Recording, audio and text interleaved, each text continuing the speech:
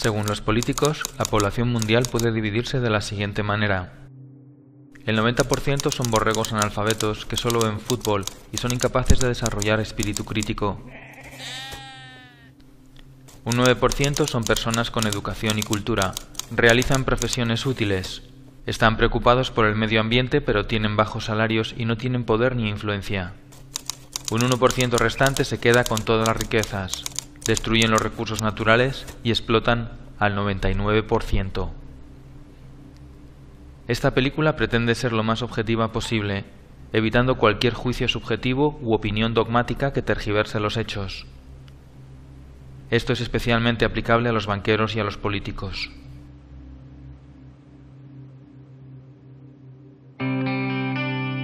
Según el Bank for International Settlements, los bancos alemanes y franceses tienen expuestos en la economía española y la italiana unos 730.000 millones de euros. Según Santa Claus, el mayor problema de la economía española es el déficit público.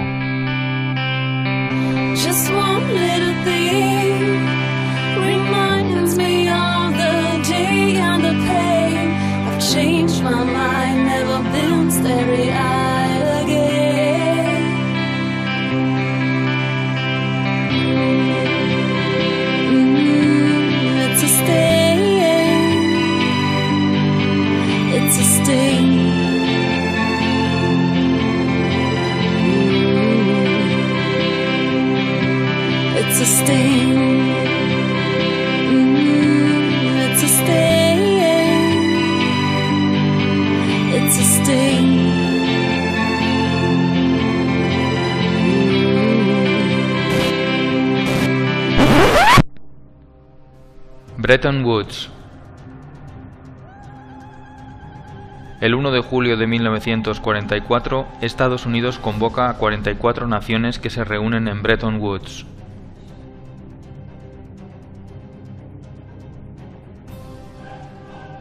Se piensa que para llegar a la paz y a la prosperidad hay que implantar una política librecambista.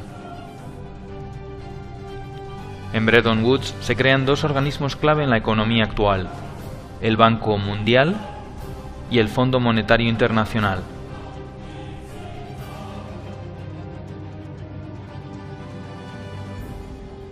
El Fondo Monetario Internacional tenía como misión conceder préstamos a países con problemas en la balanza de pagos.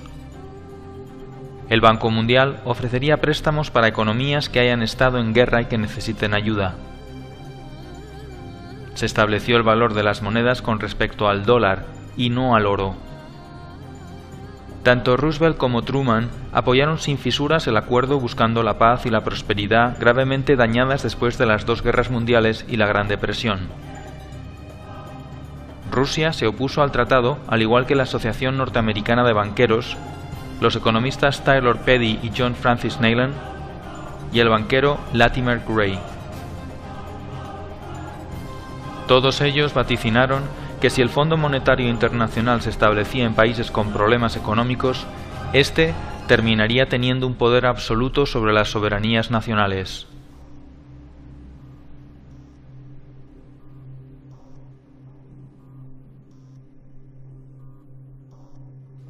Entonces, surge una pregunta: ¿qué es el dinero?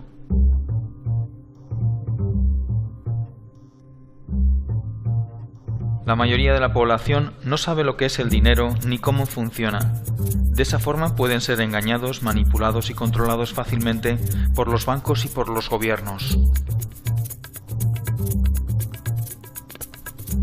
Antiguamente, el dinero era algo físico. Se utilizaba como forma de intercambio. Cualquier cosa podía ser dinero: una pluma, sal, conchas marinas, semillas de cacao, arroz, ámbar, especias, cobre o también los metales preciosos. Con el tiempo aparecieron las primeras monedas y luego billetes cuyo valor se referenciaba con el oro o con la plata. Como el oro era muy engorroso de transportar, se empezó a guardar en bancos y estos emitieron pagarés que valían lo mismo que el valor depositado en oro. Pronto los banqueros se dieron cuenta de una cosa: si un banco emite mucho más pagarés que el oro que tiene depositado, nadie se dará cuenta, y le hará mucho más rico. Este sistema se conoce como sistema de reserva fraccional. El banco solo tiene que tener una parte del dinero. Como hemos visto en Bretton Woods, hubo un cambio importante en el concepto de dinero. El valor del dinero ya no dependía de los depósitos de oro. Se podía crear dinero de la nada. Solamente el 5% del dinero del mundo existe en forma tangible como billetes y monedas. El resto del dinero son solo unos y ceros en un ordenador.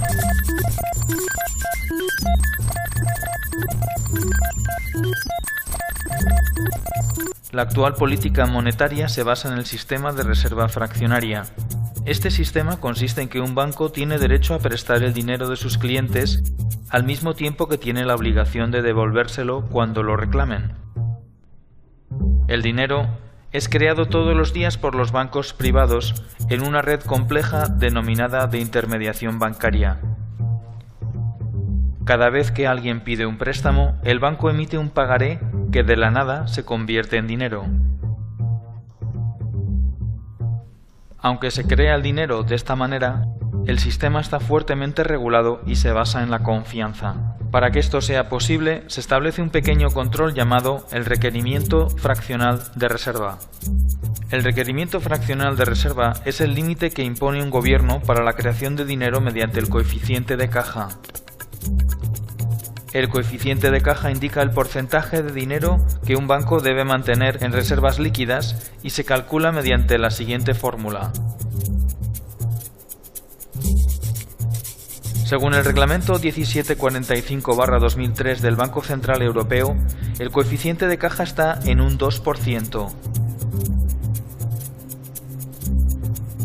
Sin embargo, según el artículo 4, los depósitos a plazo a más de 2 años se les aplica un coeficiente de un 0%. Esto quiere decir que se puede crear dinero de la nada ilimitadamente sin generar depósitos de reserva. El único límite en el mercado interbancario será el definido por el efecto multiplicador del dinero, pero en la práctica no hay límite.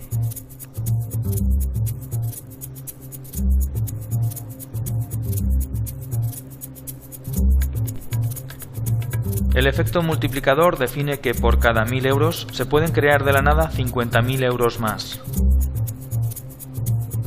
Es decir, por cada dólar o euro depositado se podían crear otros 50 más de la nada. Esto viene a ser un índice de la relación entre la economía real y la economía ficticia. En la práctica, el dinero lo crean los bancos privados cada vez que alguien solicita un préstamo. Es el prestatario el que aporta algo real, como por ejemplo su casa. Cuando un banco no puede pagar, se le rescata con el dinero de los ciudadanos. Cuando un ciudadano no puede pagar, se le echa a la calle con un desahucio legal y el banco se queda con la casa. Cuando los bancos no tienen dinero porque han agotado al límite su efecto multiplicador o bien porque su nivel de impago es muy superior, acuden a financiarse al Banco Central Europeo. El Banco Central Europeo es quien realmente hace la verdadera magia. Puede crear dinero de la nada y ponerlo a muy bajo interés y dárselo a los bancos. Ese dinero luego lo utilizan los bancos para especular, comprar bonos que el propio Estado tiene que devolver con mayor interés y prestarlo a intereses mucho mayores del 1%, generándoles unas plusvalías inmediatas por no hacer nada.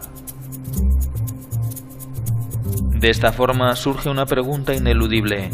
Si el dinero se crea de la nada solo en base a la deuda, ¿por qué los gobiernos no crean dinero y lo prestan directamente a las pymes y a las familias y así activar la economía? Sin embargo, estas operaciones solo benefician a los bancos y no a los ciudadanos. Surge así una nueva pregunta: ¿por qué los políticos permiten que esto suceda?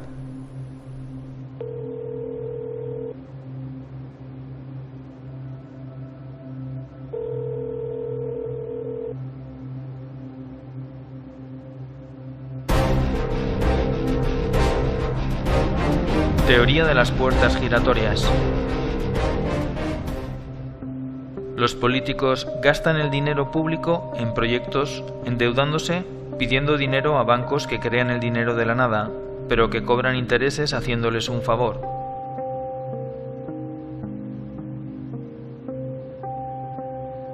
Este dinero generado de los impuestos de los ciudadanos y aumentado por nuevos préstamos va a parar a empresas amigas que diseñan presupuestos sobrevalorados mediante ingeniería financiera de forma legal. Una obra que cuesta 120 millones ahora cuesta 160 millones por arte de magia. Los proyectos suelen ser obras públicas de gran calado y se vende la idea de que este tipo de proyectos mejoran la economía del país y son buenos para la gente. Cuando esta operación se hace bien no pasa nada, pero cuando se hace mal se descubren tramas de corrupción y pueden ser juzgados por la ley. Para que el sistema funcione y queden impunes, hay que manipular las leyes o bien comprar también a los jueces. Una vez que el político se queda con la diferencia, el dinero se guarda en paraísos fiscales lejos de cualquier control.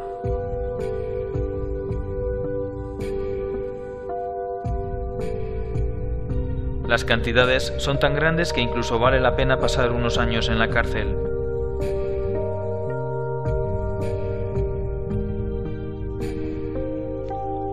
Para devolver el favor que los bancos hacen a los políticos, estos legislan haciendo que la banca siempre gane y organizando más tarde sustanciosos rescates con el beneplácito de las instituciones internacionales que están metidas en el ajo.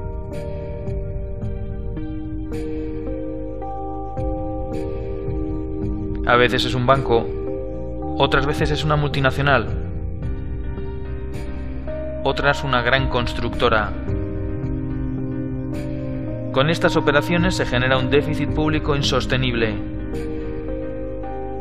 que no es otra cosa que una deuda contraída de la nada a través de un banco. Todo se hace muy complicado para que nadie lo pueda entender. Obviamente, no hay dinero para pagar porque se han contraído deudas inabarcables. Se vende la idea de que hemos vivido por encima de nuestras posibilidades. Como solución, se acude entonces a un rescate. El Fondo Monetario Internacional rescata al país priorizando el pago de la deuda e incluso cambiando la Constitución. Pero para aprobar el nuevo préstamo, que también se crea de la nada, se exige al país que aplique unas medidas que garanticen el pago de la deuda. Las medidas van destinadas a esclavizar a la clase media mediante la bajada de salarios y el cese de los derechos adquiridos. Se privatizan los activos del gobierno y estos pasan a manos privadas, a precio de chollo. Una vez que los políticos acaban su mandato, se incorporan como consultores a alguna de las empresas o bancos a los que han hecho un favor. Muchos de los altos directivos de empresas como Goldman Sachs, Lehman Brothers, JP Morgan, Morgan Stanley y los grupos energéticos terminan trabajando en los diferentes gobiernos y viceversa, confirmando una vez más la teoría de las puertas giratorias.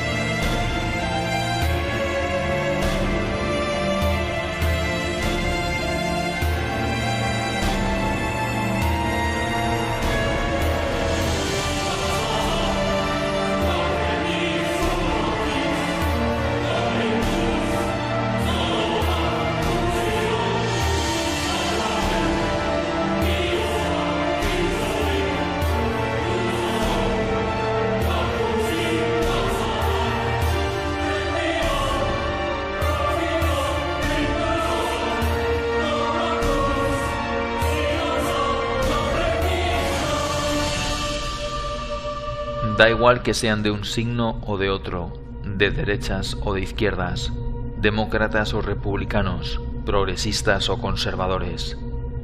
La realidad económica nos señala que los políticos, en lugar de prestar sus servicios a la ciudadanía, al 99%, la prestan al 1%. No es malo que la empresa privada y lo público estén conectados, pero es malo que los políticos trabajen solo para ese 1% y engañen al 99%, mientras ese 1% abarca la mayor y más contundente fortuna jamás amasada en la historia de la humanidad y la deposita, tarde o temprano, en los paraísos fiscales.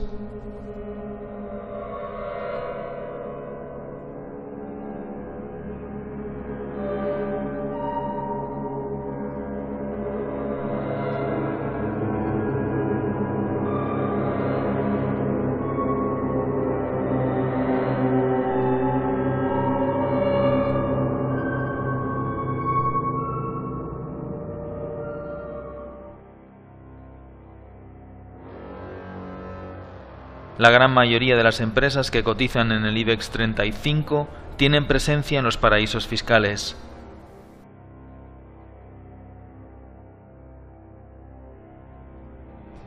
Los países pobres pierden anualmente unos 160.000 millones de dólares por no recaudar impuestos a las multinacionales que operan en sus respectivos países. Según Eurostat, las inversiones financieras destinadas a los paraísos fiscales provenientes de la Unión Europea en el año 2011 ascendieron a 58.900 millones de euros. Según The Global Financial Integrity, en el año 2009, los flujos de capital que acabaron en paraísos fiscales fueron un total de 903.000 millones de dólares. Si todo el dinero destinado a los paraísos fiscales pagara impuestos, se podrían lograr los objetivos del milenio.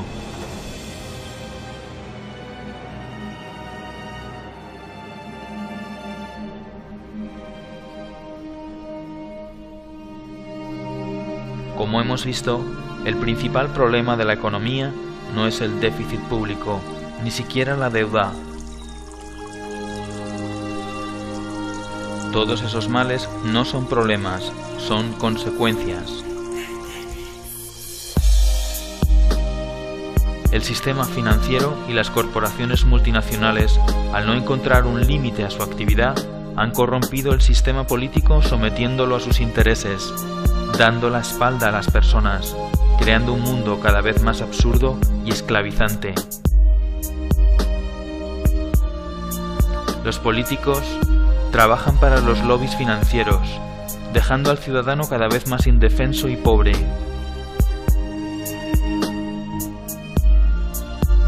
Dos tercios de los habitantes de nuestro planeta son pobres, y más de 1.000 millones de personas conviven con la malnutrición y el hambre. Y mientras, se inyectan miles de millones de euros a los bancos.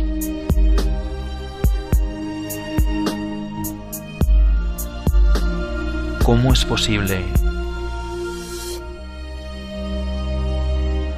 El 99% de la población está cada vez menos protegida y es más vulnerable a ser explotada y padecer una miseria económica perpetua.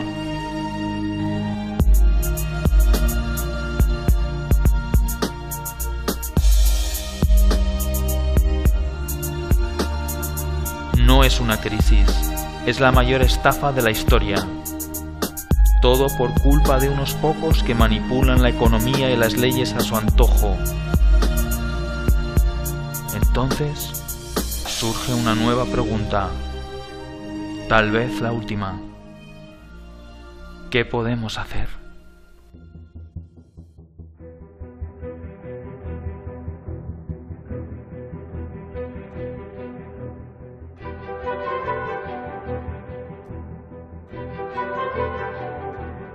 Creación de una tasa sobre operaciones financieras del 0,1%. Establecer un sistema de deuda odiosa para los casos de corrupción con un tribunal independiente que lleve a cabo auditoría sobre la deuda y sus acreedores. Acabar con el secreto bancario. Limitar la actividad de los paraísos fiscales mediante impuestos al capital circulante del 30%.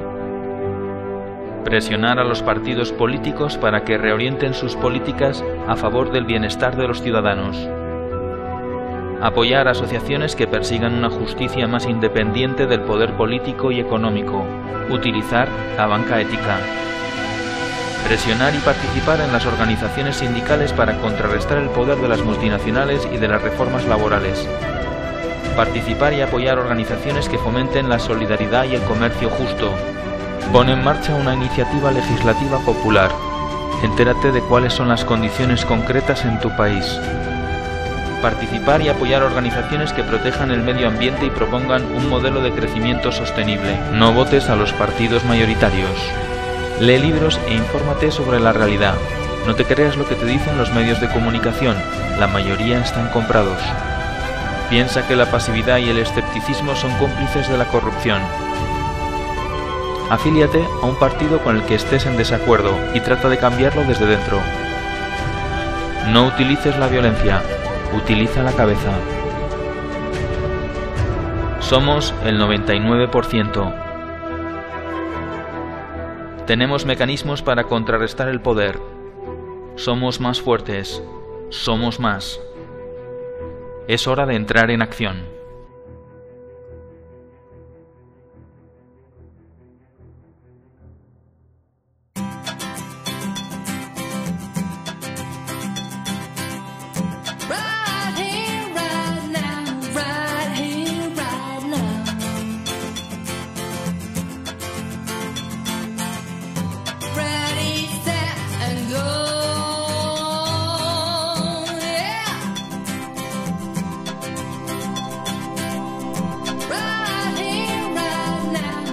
Millennium development project 8 बैनुल-अक़वामी तरक्याती मनाज़िल हैं जिन्हें सरकारी तौर पर करारदाद की शक्ल में अक़वामी मुत्तहिदा के मिलेनियम समिट के बाद अपनाया गया था।